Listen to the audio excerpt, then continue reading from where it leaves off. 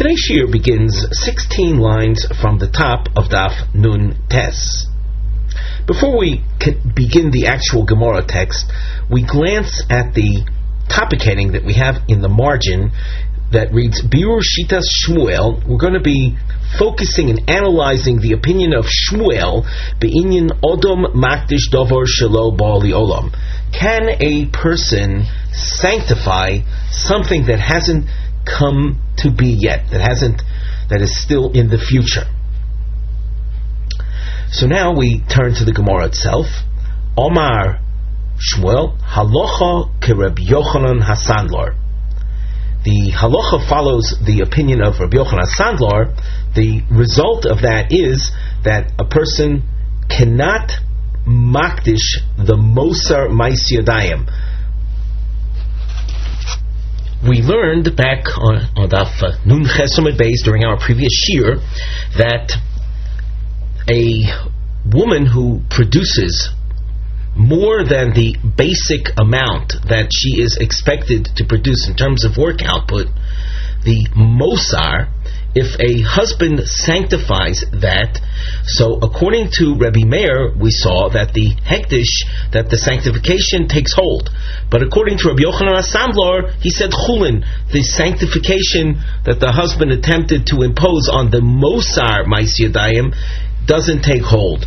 And the conclusion is that, as far as Rabbi Yochanan Berger is concerned, a person cannot be makdish that. And the thinking is that it's something that hasn't come to be yet. She hasn't produced this extra output, and therefore the sanctification doesn't take place. That's the thinking right now. Now the Gemara asks, Umi Omar Shmuel Hachi. Notice this question lasts a number of lines. Does Shmuel really say that a person cannot sanctify something that hasn't come to be?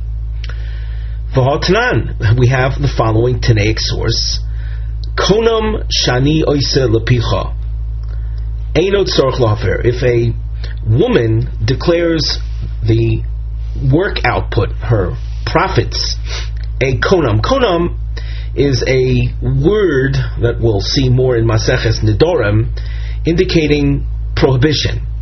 It's like saying that my output should be like a sacrifice, something sanctified. And she focuses her isur, her prohibition, on her husband. She says that which I produce shall be konam, shall be Ozer. So the Tanakama says, Einot tzorach lahafer, the husband does not have to even bother annulling that vow. It doesn't take hold, because that which she produces belongs to the husband. It's his. So she can't forbid something on someone who is the rightful, the one who is entitled to it. Rabbi Akiva Omer Yofer Shema Ta'adif Olav Yeser Min Haroilo. Rabbi Akiva says it's worth the husband's while to annul it, because she might produce more than the basic, we call the Mishkal Chamesh Sloim, the basic amount, and if he doesn't annul it, so that will be prohibited to him. And the amount above and beyond which she must produce is not his, and that's something she could sanctify. So the recommendation is that the husband should annul the vow. Rabbi Yochanan ben Nuri Omar Yofer, he should annul this vow. And here we want to add that the annulment is not directed just at the Mosar. Even the basic Ma'aseh Yadayim, the basic work output of the woman, which she included in her vow, in her prohibition, that vow needs to be undone. Why? Shema yigar shena v'tei asura lachzor. The husband might one day divorce her, and because of this prohibition that she has imposed, it will then take hold. Notice the reference to the future aspect of things. When he divorces her, so she's no longer bound to him, and whatever she produces will be prohibited to him, and it'll be also for him to take her back. because once her output, her work production is prohibited, he won't be able to keep himself from benefiting from her in the event that he were to take her back. So by the vow taking hold, he won't be able to ever take her back. V'yomar Shmuel halacha k'Rabbi Yochanan ben Nuri, and Shmuel rules that in fact the halacha follows Rabbi Yochanan ben Nuri. So what is Rabbi Yochanan ben Nuri suggesting? What is he saying? He's saying that the husband should annul the vow, which covers the basic Ma'is Yadayim, because that vow will take hold. And konam, as we mentioned before, is a type of sanctification. So that from here you could see that a person's vow or a person's sanctification can take hold of something that hasn't come to be yet. And Rashi points this out a few lines down from here. V'yomar Shmuel halacha alma l'chshigirshena chal haneder. When he divorces her, that's the point in time at which she's no longer bound to produce Ma'is Yadayim for him, obviously. The nether will take hold, and we explained the nether is a form of sanctification. She used the word konam. Alma odam makdish davar shelo boli olam shadayin lo girsha. You see that she has the power to prohibit something that hasn't come to be. He hasn't divorced her yet. So we have a problem. On the one hand, Shmuel was ruling like Rabbi Yochanan HaSandlar that the husband cannot makdish the moser Ma'is Yadayim. It hasn't come to be yet. And here we see that the konam that the woman takes hold, even though the situation hasn't come to be yet. The house marking that you see and the numbering that accompanies it represents 4 answers to resolve Shitas Shmuel. This numbering continues till Omid Beis. You'll see Rav Ashi appearing as number 4. The Gemara continues. Ki Omar Shmuel halacha Rabbi Yochanan ben Nuri. The statement of Shmuel's ruling like Rabbi Yochanan ben Nuri, that is lehadofa. That's a reference to the amount that's above the basic amount that she is obligated to provide for her husband. Now Rashi is quick to point out that this response nevertheless leaves room for still asking the question. The hadofa also is something that hasn't come to be yet. So this doesn't really answer the question. Nevertheless, having said this is going to lead us into other questions. So you can see this is found in Rashi. Ki Omar Shmuel. We're looking at Rashi together. Halacha Rabbi Yochanan ben Nuri lahadofa komar klomar halacha the yofer. The halacha of Shmuel is that the husband, the halacha following Rabbi Yochanan ben Nuri's ruling, the husband shall annul the vow. Yes, he shall annul the vow. V'lav mitame, but not for the same reason. The ilu Rabbi Yochanan ikur Ma'is Yadayim tzorach hafara. According to Rabbi Yochanan ben Nuri, the basic Ma'is Yadayim needs hafara, needs that vow to be annulled regarding the basic work output. Shmuel, not so. Rather, mishum hadofa shema tadif ala roy hu de omar yofer. Shmuel's concern is only with regard to the extra that she might produce. Vashtanami havimotzda kshui sof sof lo bali olam the holo nase. Still, you could ask the question, but even the hadofa hasn't come to be. So how does that solve the problem we raised with Shmuel before, giving us the impression that a person cannot makdish the davar shelo bali olam elo akshi le kushya achrita? Rather, the Gemara is going to present another question. So let's continue in the Gemara. V'leima, if that's Shmuel's intent, then he should have said halacha Rabbi Yochanan ben Nuri lahadofa, that the halacha follows Rabbi Yochanan ben Nuri regarding the extra amount, that the hafara is not for the basic Ma'is Yadayim which she is bound to her husband, but regarding the extra. Inami, another way Shmuel could have posed things is ein halacha ketanakama. The Tanakama simply said he doesn't have to annul, and Shmuel is saying that an annulment is necessary. Well, why didn't he say that? Why didn't he just say Ein Halcha Tanakama Inami? Another possibility for Shmuel to have stated things simply, could have said Halacha Rabbi Akiva. Rabbi Akiva spoke about Hadafa, that the annulment should be for the Hadafa. Now, since Shmuel didn't say any of these, let's say, preferred expressions, so there's something wrong with this particular number one answer. Elo Omer of Yosef. So we go back to the drawing board, realizing we have a question. On the one hand, Shmuel said that the halacha follows Rabbi Yochanan HaSandlar, that the one who is makdish the mosar, it remains chulin, meaning eino the makdish davar shelo bali olam. On the other hand, Shmuel is heard to have ruled like Rabbi Yochanan ben Nuri, which indicates that hafora is needed on a davar shelo bali olam. So Rav Yosef says, "Koinomois koamris." Are you raising your question from a source dealing with a vow taken in the konom fashion? Shiny koinomos, a vow or a vow using the word konom is different. We have to point out, and this is a point that Rashi makes when you study Rashi, that as opposed to standard hektish, when someone sanctifies something, his sanctification renders the item forbidden to everyone. It renders it forbidden across the boards. When someone sanctifies an animal to the Beis Hamikdash, so that animal now belongs to the Beis Hamikdash, and no one is allowed to benefit from it.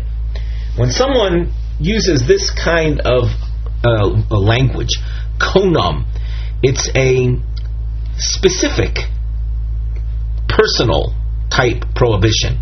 It's a focused prohibition. It's not a general population imposed prohibition, but it's a prohibition imposed on on a specific individual.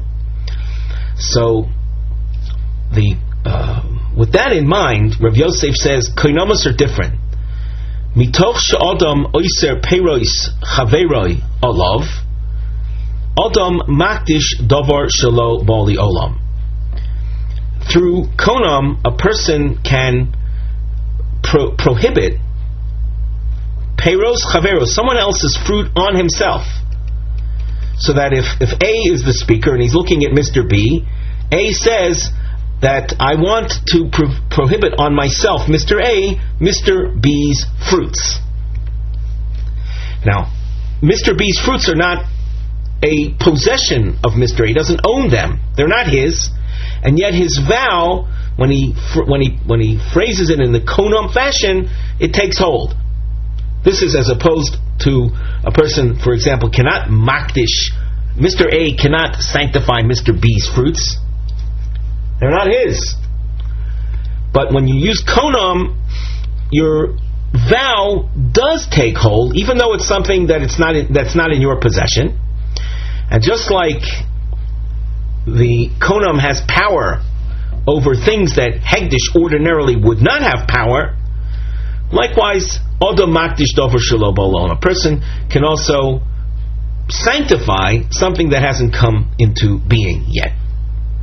So that when you say odom makdish, I just like to add to this b'loshon koinam, which was the case in the source with Rabbi Yochanan ben Nuri. We mentioned already that Rashi makes this point, that since konam takes place in a situation where you don't have full control, in other words, you can't makdish someone else's produce, but you can prohibit on yourself through konam someone else's produce. So too, when you're dealing with a davar shelo bali olam, it also works. Omar lei Abaye, Bishlama Adam Oiser Peros Chavero Olav. Abaye questions Rav Yosef, and he says, I understand that a person can prohibit his friend's fruits on himself. Shikein odom oiser peirosov al chavero. Just like I can prohibit my fruits on my friend. So that when it comes to the example that Rav Yosef cited about a person's effectiveness in asering fruits, so when you don't have control over one side of the equation, that doesn't mean that the prohibition can't set in.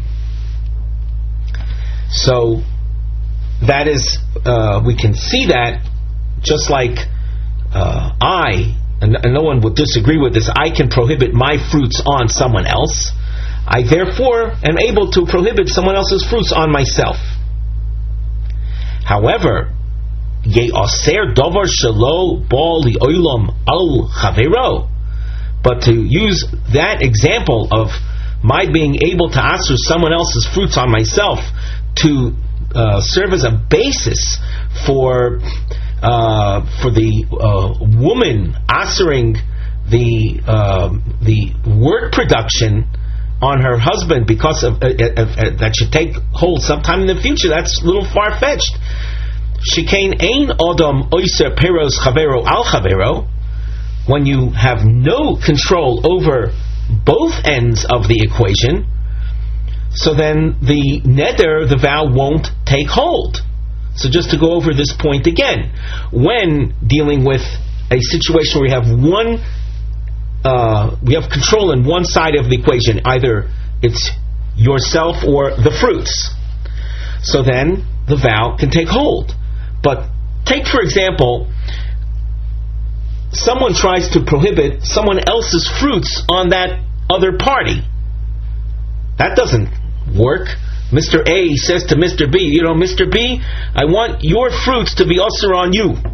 That doesn't work. So by the same token, says Abaye, how can someone's vow take hold on something that on one level you're talking about preventing an item on someone else, and B, the item hasn't even come into existence yet.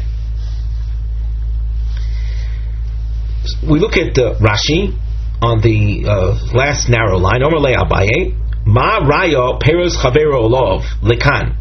How can you, Rav Yosef, try to explain the ruling of Shmuel like Rabbi Yochanan ben Nuri based on the example of someone prohibiting someone else's fruits on himself? Shehein Peros, because the case over here is a case that would more likely parallel Peros Chavero al Chavero, where the speaker is prohibiting the other party's fruits on that other party. The Achshav, with regard to the Maisi Yodayim of the married woman, he mishubedes lo lemaisa yodeha. She is bound to him with regard to his work production. Her work, that is her work production. It's not fit for her to impose a konom prohibition. The chayil, and you said that it would take hold. That is, Rabbi Yochanan ben Nuri said it would take hold when he divorces her. Shadayin lo nasis hamlocha ad lachar gerushin v'chazora. And as we said before, this is a davar shelo ba'olam. It hasn't come into existence yet. We had made mention before in our explanation that in the case of the lady the married woman asering her mais yadayim on her husband, and the expectation of the idea of that taking hold when it comes into when he would divorce her, we said that doesn't have a precedent in the case of a person prohibiting his fruits on his friend, because in the case of someone prohibiting his fruits on his friend, so the individual there who is vowing has control over one element. In the case of the vow taken by the woman, she has no control over either element. And this analysis you can see in the third to last Tosfos on the page. At the end of the Tosfos it says, Lefi sheshnehem einom birshuso. Both are not in his power. Just like the case of someone prohibiting his own, someone else's fruits on someone else. Therefore, Rav Yosef's answer falls away by virtue of Abaye's objection.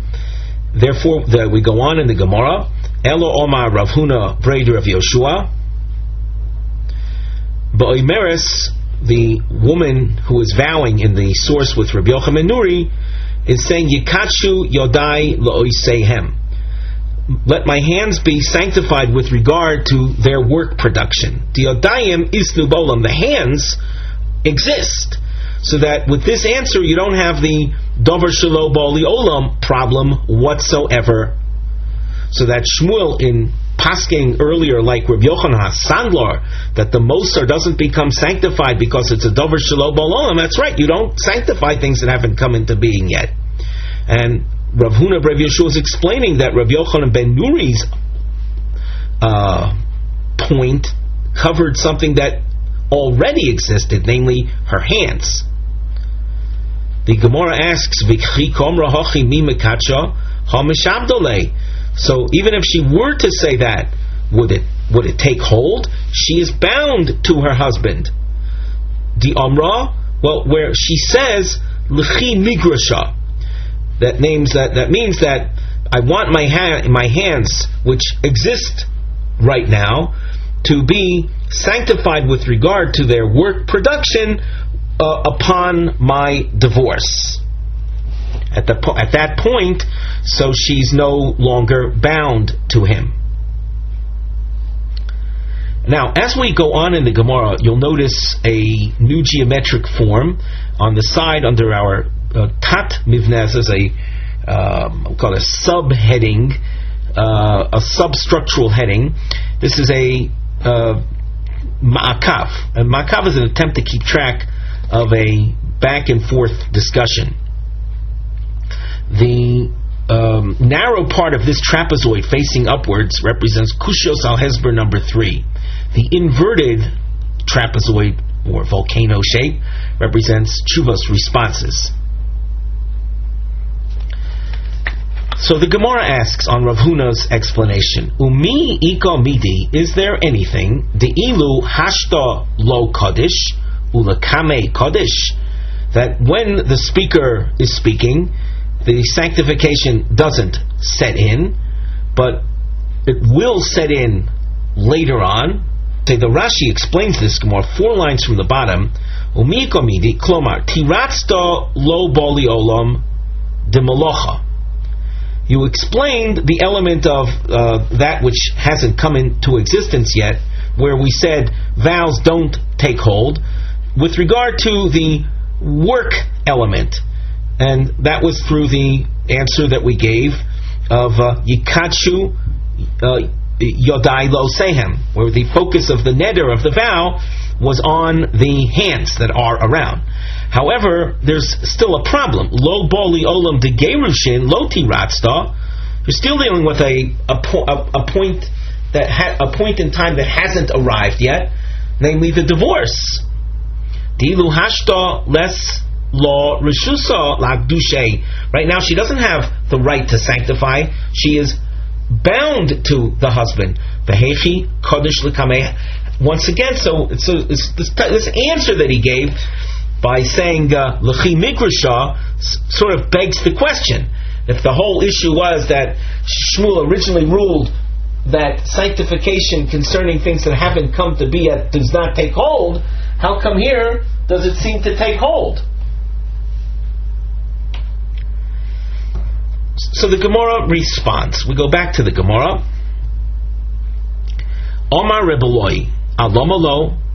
Why does that bother you? Why does this future aspect bother you? For we have precedent for these working. Ilu ha'omer lechavero. Imagine someone says as follows: Sodezu shani moicher loch. This field that I'm about to sell you. Kishe'ekocheno mimcha, when I buy it back from you, tikdash, I want it to be sanctified. Milo kacha.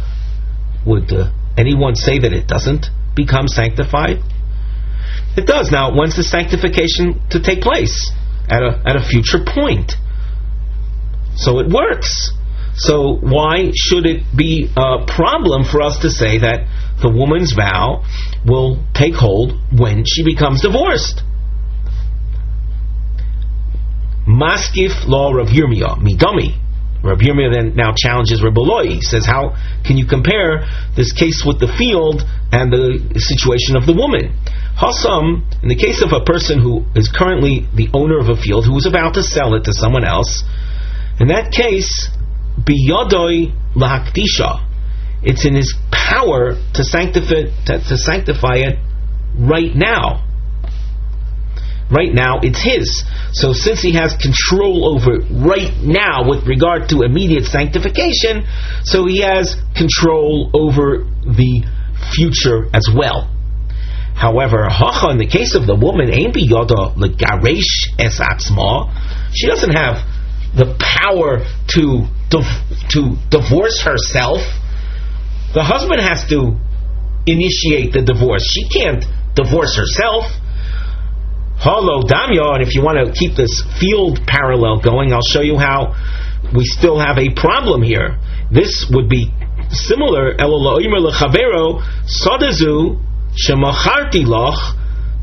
field that I sold you in the past. In other words, I don't have control over this field. Now it's yours. When I buy it from you, so I want it to be sanctified. The low kacha, it doesn't. The sanctification doesn't take place. Maskif law Rav Papa. So Rav Papa now has a response to Rav Yirmiyah. Me dummy. How does your objection compare, though, to the case of the woman? Hasam, in the case that you cited, Gufa uperos biyada de lokeach, the field in question, where we said the sanctity doesn't take hold, is where the basic field itself and the produce is in the possession of the other fellow. So you have no control over something that's not in your possession whatsoever. Hacha, in the case of the woman, gufa biyada, who her body is hers. It's true that her obligations are right now not hers. She's bound to the husband, but her body is hers. Ha lo damya elo liyomer lechavero. If you want to show how the woman's sanctification could take hold, think about the following parallel.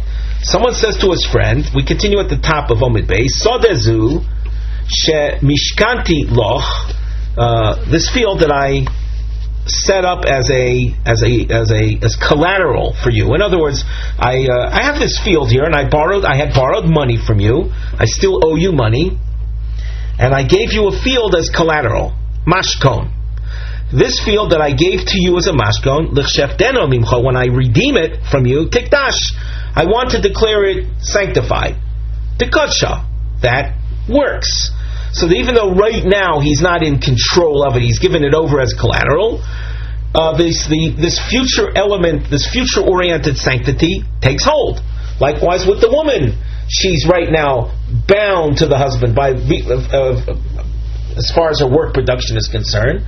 But when the divorce takes place, so then she's in her own control. Maskif law Rav Shisha Brei Dravidi. Now here, we did not mark this maskif with a geometric form, because in terms of the direction of things, Rav Shisha is in agreement with that which has been said till now, but he doesn't like the example with the mashkon, the field and mashkon case that was given. But in terms of the direction that he takes, he's trying to take the same direction as Rav Papa did to show but he'll have to do it through another example to show how the sanctification should be able to take hold. So that's why we're not changing the direction of the discussion. It's a focused kind of question on the moshel, on the analogy. That's it. So, Maskef Rav Shisha Breder Avidi, mi dami. How does your case with the field and the collateral compare to the case of the woman? Hasam biyado lifdosa. There, the person who borrowed money can redeem it right now. There's an element of immediacy and hence control. Hacha, in the case of the woman, ein biyada legaresh atzma. She doesn't have the power to divorce herself. Ha lo damya elo liomer lechavero. If you want to, we'll keep the field and collateral analogy going. You'll see the following analogy would be more accurate. A man says to his friend, "Sodazu shemishkanti loch le'eser shanim." This field that I've given to you is collateral for 10 years. That means that for 10 years you have the right to benefit from its produce. It's yours for 10 years. And when I pay up the loan or redeem it from you 10 years hence, I want to declare it sanctified. Dekotcha, the sanctity takes hold. Notice that we've underlined Dekotcha, just like it appeared right before Rav Shisha Breder Avida on the second line from the top, showing that we're going in the same direction as Rav Papa did, just using a different analogy, where the owner of the field was not able to redeem it immediately, just like the woman was not able to divorce herself. Maskiflo Ravashi. Now Ravashi, he questions Rav Shisha's moshal, and he also questions his conclusion. That's why we have the repositioning of this into this geometric form, the volcano shape, presenting a problem, a question. So, Maskil Rav Ashi, Midomi, Hasam, how can you, Rav Shisha, compare the case of the 10-year collateral to the case of the woman? Hasam Lesser Shona Mio Biyado Lifdosa. There we can guarantee you that 10 years hence, this man, the borrower, has the power to redeem his field. The woman never has control over her own divorce. So, being that she has no control over that future element, why should, if Shmuel is going to rule like Rabbi Yochanan Menuri, he's in effect saying that a person makdish dover shelo bali olam, when before he had ruled like Rabbi Yochanan HaSandler regarding the Mosar, Rabbi Yochanan HaSandler indicating that ain't no the makdish dover shelo bali olam. So we haven't resolved the Shmuel problem. Elom Ravashi, koinomos koamris. Ravashi goes back to the konomos element of Rabbi Yochanan ben Nuri's ruling in the source upon which Shmuel, according to whom Shmuel ruled. Yes, the konomos thing is different.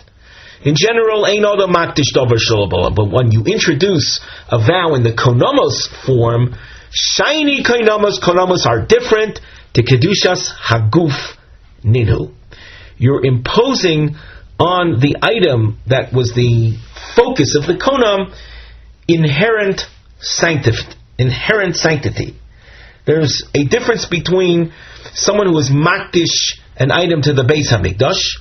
When someone is makdish an item to the Beis HaMikdash, so they're in effect sanctifying the value of the item. A person, for example, can makdish a ladder to the Beis HaMikdash. He can makdish his car to the Beis HaMikdash. The Beis HaMikdash then is said to be the owner of the value of that item. And the item is then redeemed, and the value is given to the Beis HaMikdash.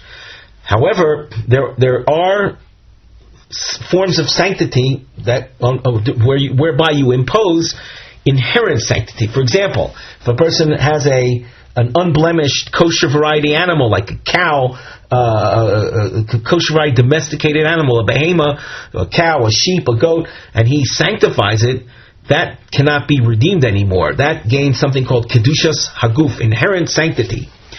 Well, Koinamos has that element too. And along with that comes the following halachas.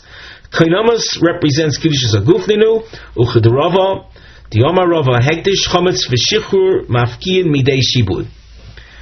3 halachic entities. Mafkiyin Midei Shibud, they cancel any liens that might have been there beforehand. For example, if a person owed money and he told the creditor, if I don't pay you money, then I want you to know you can collect from my cow. So he was mishabed his cow to the loan. He imposed a lien on the cow as a means of payment for the loan. And then the owner of that cow turned around and sanctified it as a korban, as a sacrifice. That undoes the lien that the creditor had on the cow, and that creditor will simply have to find another means of collection. With regard to chometz, Rashi describes that, and shichur likewise has to do with a person who said to a creditor, if I don't pay the loan, then collect from my slave. And then the owner of that slave who owed the money, he then freed the slave, making the slave a full-fledged Jew. The freedom takes hold, and the person who owed the money, the creditor was trying to collect the money, will have to find another source. So with that in mind, so the woman we said the whole time she was bound to her husband, but she used a konam expression, and that undoes the shibud, undoes the obligation that she has to the husband. The Gemara asks, well, if that's the case, we go back into the Gemara, it says, V'nikdishu mehashto, so then it should become sanctified now. Why does, in the source with Rabbi Yochanan ben Nuri, did he speak about that the husband ought to annul the vow immediately, because otherwise it will take hold, because he might divorce her, and then it will take hold. But if you're saying that konam is mafkia midei shibud, it undoes any obligations, it should be sanctified then her work production should be sanctified from right now. The Gemara says, as far as that immediate element is concerned, Almua Rabbanon l'shibudei debal, the Rabbanon increased the husband's claim on her work to be a claim stronger than the claim a creditor has on his loan collection, and rather they made the husband like a purchaser, like a lokeach. In other words, his claim to her work production is as if someone who had bought an item, and therefore she is totally bound, and therefore the hektish, even though it's mafkia shibud, it's not mafkia the husband's current claims on it. So let's read that phrase again. Almua Rabbon Almu means they strengthened. Rabbanon strengthened the shibudei, the Baal, the husband's claim to her work production, ki heichi delo tiktish mehashta, so that it will not become sanctified from right now.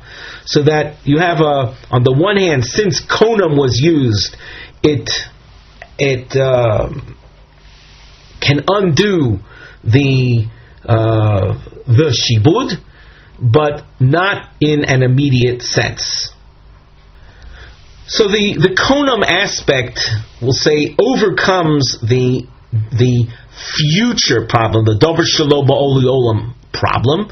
It's mafkia the shibud, but you don't see a manifestation of it immediately because of this last point that the Rabbanon upped increased the Baal's claim on it.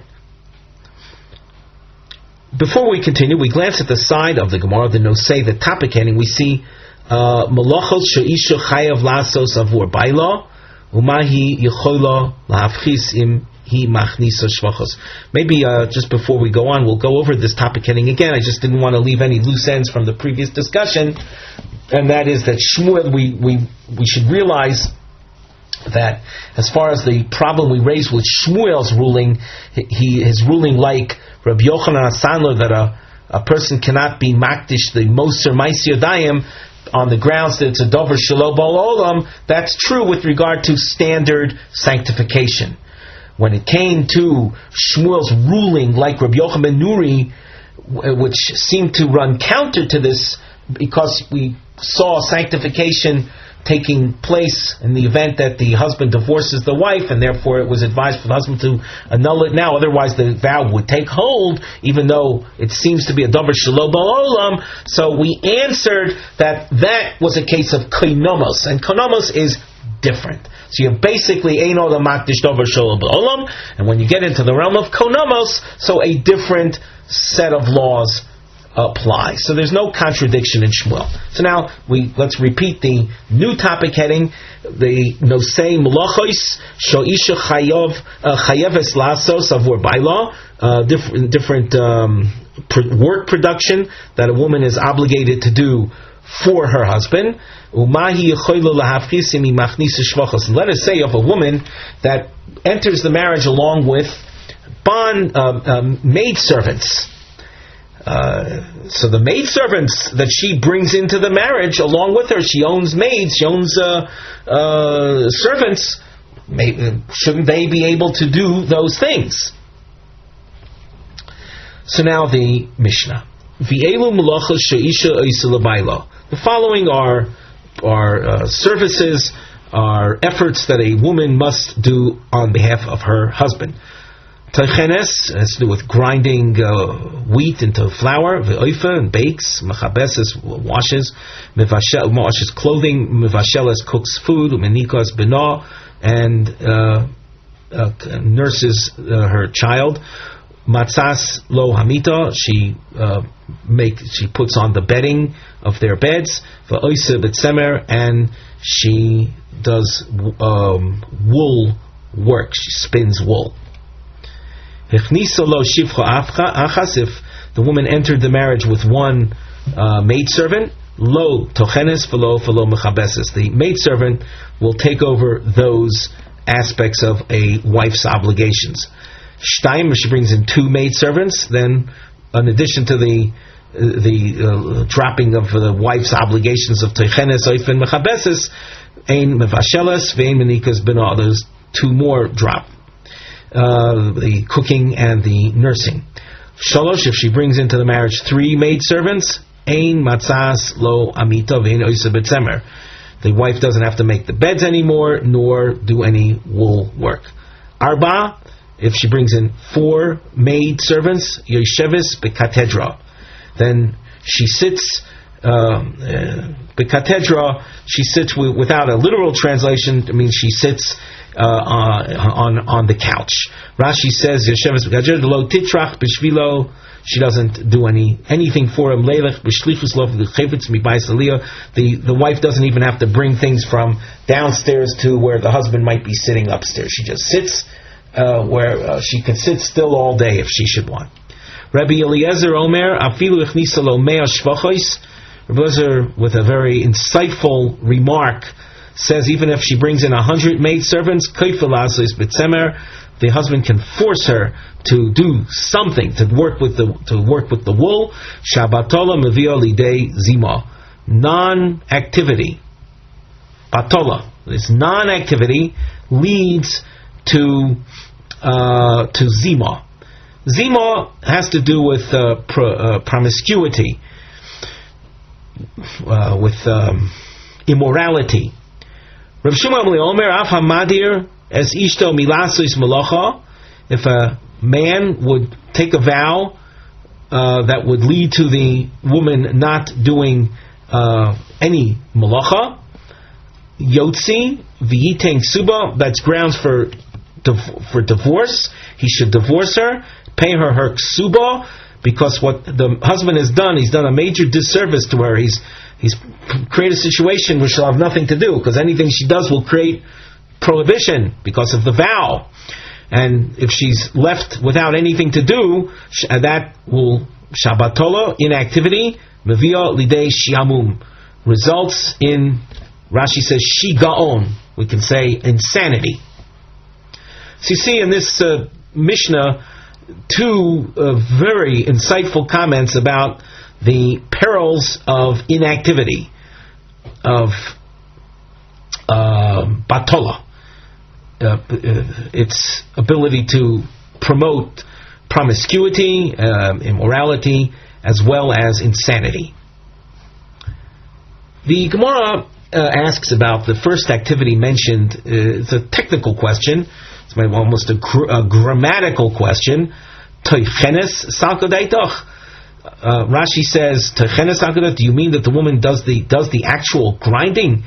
The grindstone, which happened to be a very heavy entity, a grindstone was attached to a water wheel, a water paddle, which was of course situated next to some type of flowing body of water, a stream, a brook, a river, and the flow of the water would turn the water paddle, which was attached to the grindstone, and that's what ground the wheat.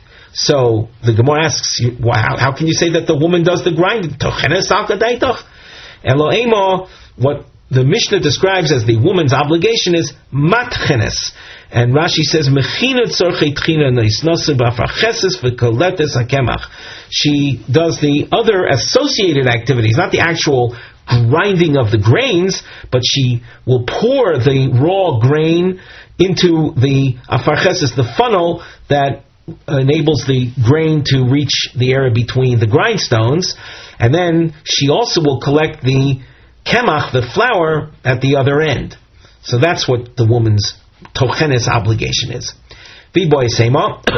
Another approach is actually quite literal, that she does the actual grinding. Berechaya diyoda, a hand-operated grinder, a small hand-operated grinder. Masnisin delok Rabbi Chia. The Gemara points out that our Mishnah is not like Rabbi Chia. Our Mishnah indicates things that a woman must do that will cause liability or depreciation of the woman's beauty. The Tani Rabbi Chia, Ein Isha Elo Liyofi, Ein Isha Elo Labonim. Rabbi Chia tells us that a woman is for her beauty. In other words, a man marries a woman, and her beauty is an essential element that must be preserved.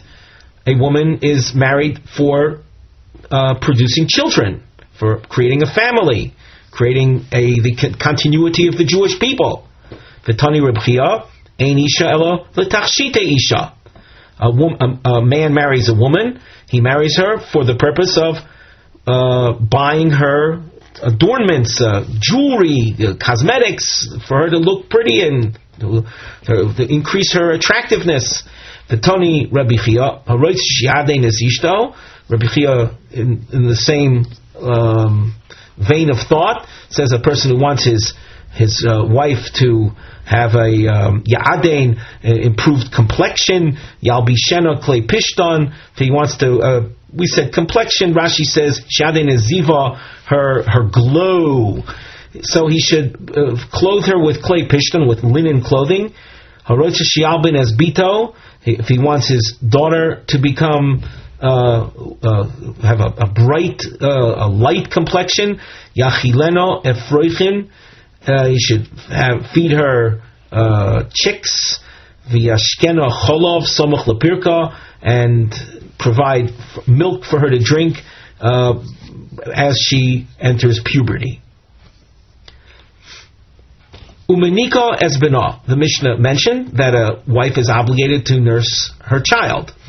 There's a topic heading on the side, which reads Machlokes Beisham Beis Hillel Imisha Mishubedes Lahanik Esbena. So a Tanaic controversy: is a woman obligated to nurse the child? We have a mivneh, a structural note, a ma'akav, an attempt to keep track of the back and forth style of Gemara. The narrow point facing up, she'elah. The question is raised, Lema Masnisin Deloke Beis Shammai. Should we say that our Mishnah is not like Beis Shammai? And the inverted triangle, tshuva, a response. So the Gemara asks a question. You notice it's a long question. Leimo masnisin. Our Mishnah said the woman is chayeves lonik es beno. We say that our Mishnah is the lo kebei shamai. The sanya nodro shelo lohonik es beno. A woman vowed, I'm not going to nurse my child. Beishamai omrim shemet es dod mipiv. Without the literal translation, basically, Beishamai is saying she does not have to nurse. She is not bound to that.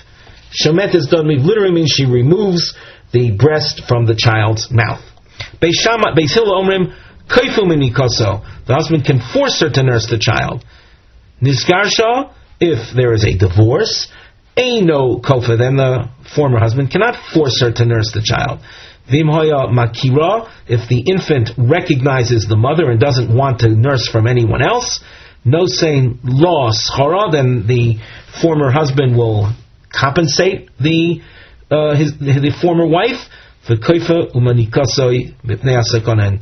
When upon receiving compensation, financial compensation, then she is obligated. She's forced to nurse the child because of the danger that this poses to the child if she doesn't receive the mother's nursing.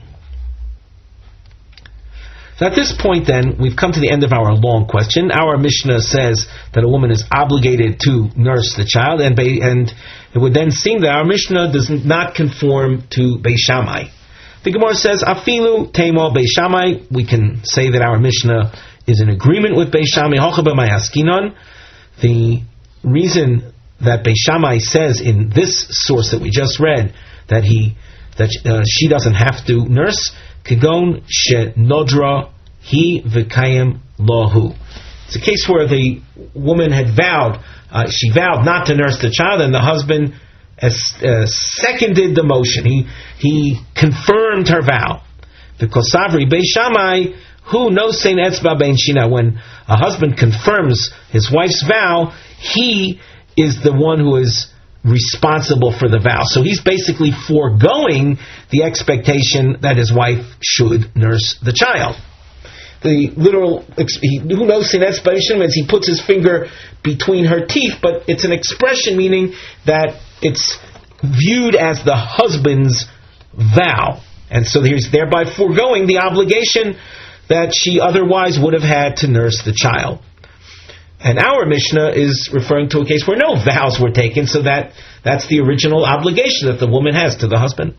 Beis Hillel Savri, in such a case, Beis Hillel holds he nosna etzba ben shina, that the vow is something that she is responsible for, even though he validated the vow, and she nevertheless is the one responsible for the vow, and she, though, was obligated to, yes, provide the nursing. So that's why Beis Hillel would have said that koifu minikasa, she's forced to continue nursing, even though a vow was taken. The Gemara asks if this machlokes Beis Hillel and Beis Shammai revolves around her vowing and the husband's substantiating it or validating it, then v'niflagu b'ksuba bi'alma. Let them have their machlokes Beis Shammai Beis Hillel in ksuba in general. Rashi says, v'niflagu b'ksuba bi'alma nodra me'lehenos lo. She took a vow not to provide benefit to her husband. V'kayim law, and he validated that vow. Well, Beis Shammai omrim teitzei v'tito ksuba. That marriage cannot continue, and she should leave and get her ksuba paid. And Beis Hillel omrim teitzei below ksuba, she should be divorced without receiving any ksuba. If you present the machlokes Beis Shammai and Beis Hillel as we did, so it doesn't have to be presented in a very localized, focused form regarding nursing. So the Gemara continues, the Ode Tanya, and furthermore, it's been taught regarding all women, even without a vow, Beis Shammai omrim ein no menika. If she doesn't want to nurse, she doesn't have to, even in the absence of a vow. So to explain that Beis Shammai said before that she doesn't have to provide the nursing, and we explained it's because the husband validated the vow, that's not true. That's not accurate. Beis Shammai says even without her vowing, without the husband validating her vow, she does not have to provide that service. It rather appears that our mission is simply not like Beis Shammai.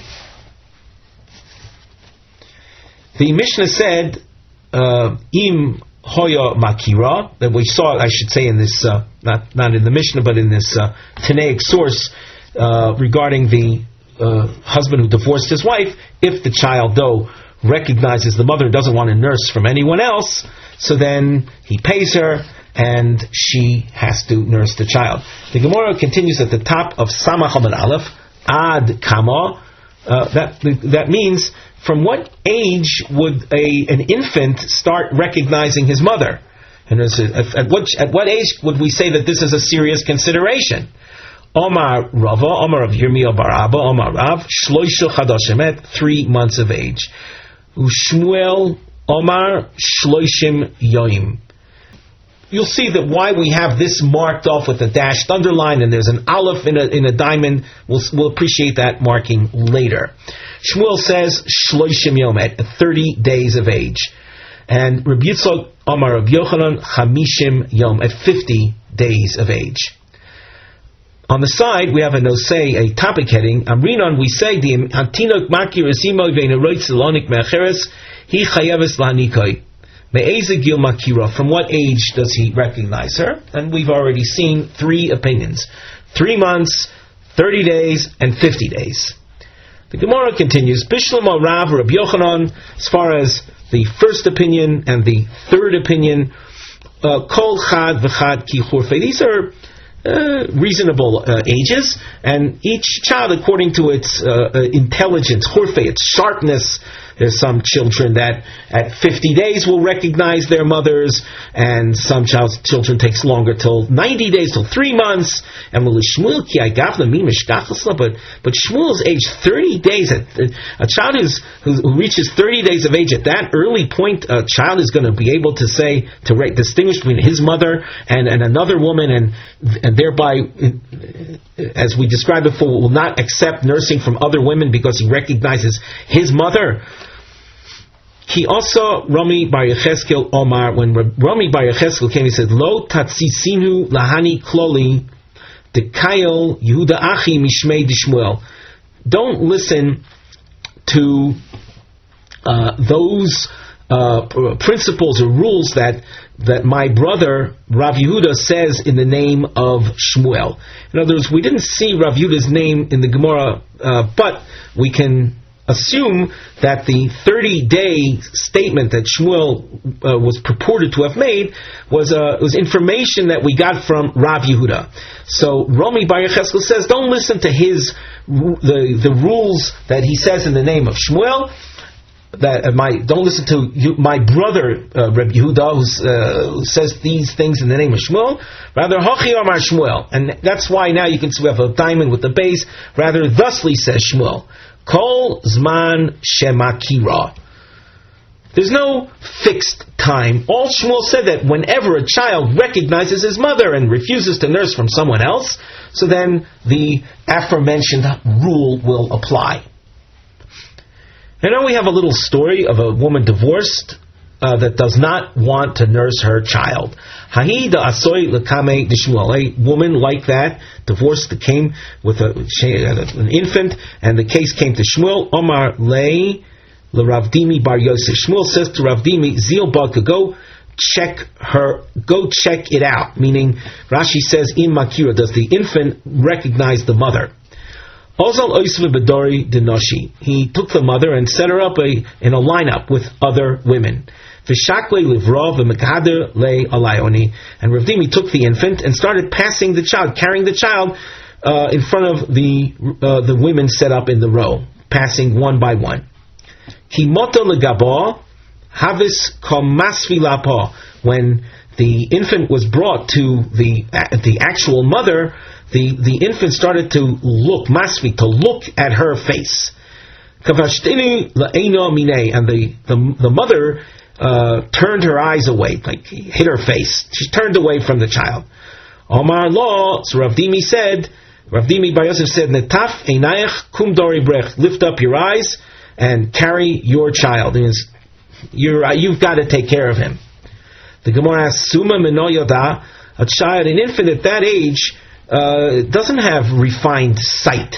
So based on what does the child recognize the mother? Omar Rav Ashi, the Recho v'taima. There's a smell, a scent, and there's a taste that the child is able to pick up on and recognize through those senses.